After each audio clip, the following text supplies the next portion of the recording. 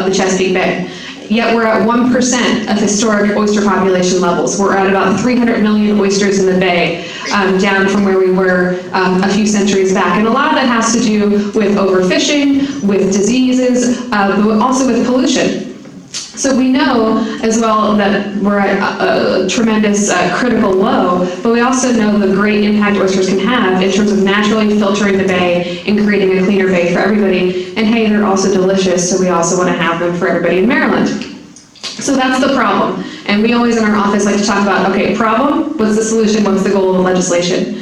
I had a number of constituents come to me back in last December, so before we were even in office, talking about this like crazy idea out on the Eastern Shore called oyster features that brought together watermen and scientists for the first time.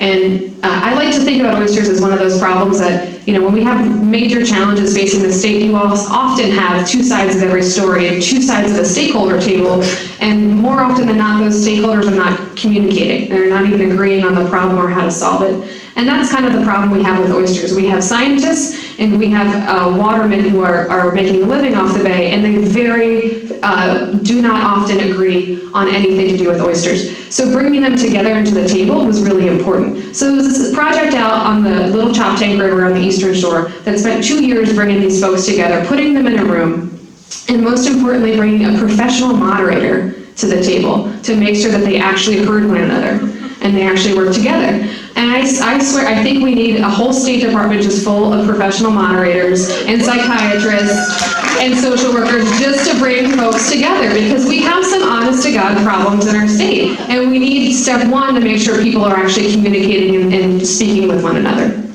So long story short, we had this crazy idea for a bill. Let's take that idea and make it for the entire bay. And so I went to my partner, former Speaker of the House, Mike Bush, who was my district mate in District 30, and had been a champion of oysters for his entire career. And he had a bill last year to permanently protect 5 of the major oyster sanctuaries from fishing in the future. And that was his bill, and he said, we'll do that bill, and we'll do what you call the process bill, which is not the sexiest of titles to call something the process bill, but that's really what it did. So they were definitely hand in hand this whole time. But the idea is that the way that we've been managing the oyster fishery in Maryland has been highly political for the last century. So depending who was in the governor's office, you either had a Department of Natural Resources that was almost entirely pro-waterman or almost entirely pro-scientist, and you had a fluctuation every 48 years. And when we're managing a fishery and managing something that's so keystone to the health of the bay and frankly our economy, political shifting winds can't be a factor in determining our future. So we decided, hey, let's take the politics out of oysters and let's put the future in the hands of the people it impacts the most. So the scientists, the advocates, and the watermen. And so we came up with this idea to have a panel that, just like oyster features, worked together over 2 years, bringing those folks to the table, using science, policy, evidence-based policy. It's kind of a crazy idea that we talk about it that way.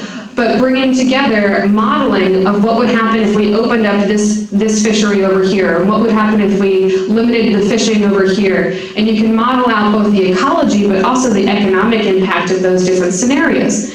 And you get these people to the table, and you do what I like to jokingly and lovingly call an airing of the grievances for the Seinfeld fans in the room.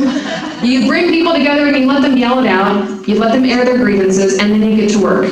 And so that was the whole idea behind the bill.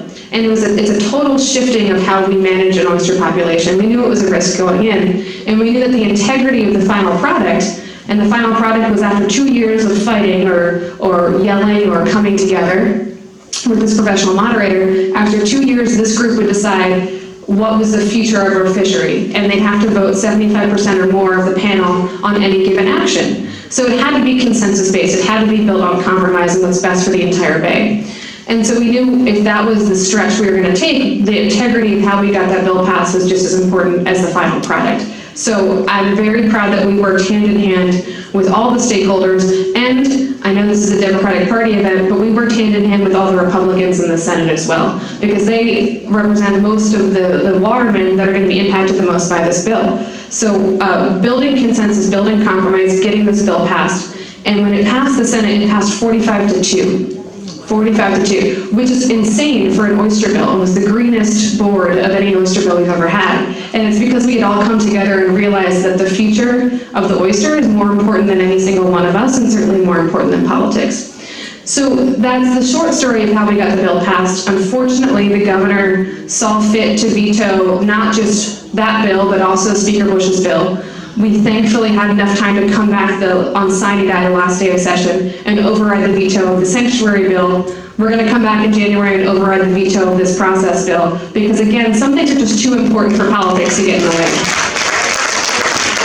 And that's certainly one of them. So I'm so proud of the way that we got that bill passed, and I think it's a good way that we should think about any controversial issue that the state faces. How do we get everybody to the table? How do we make them talk to each other? How do we make them come to a consensus and a compromise on what's best for the public policy of Maryland and the people we serve? So I'm happy to answer any questions about that bill. And if I can be on the record while Delegate Nick Mosley's not here yet, I believe he and I are working on a really exciting bill next session dealing with eliminating late fees for children at libraries to encourage more participation of kids at libraries.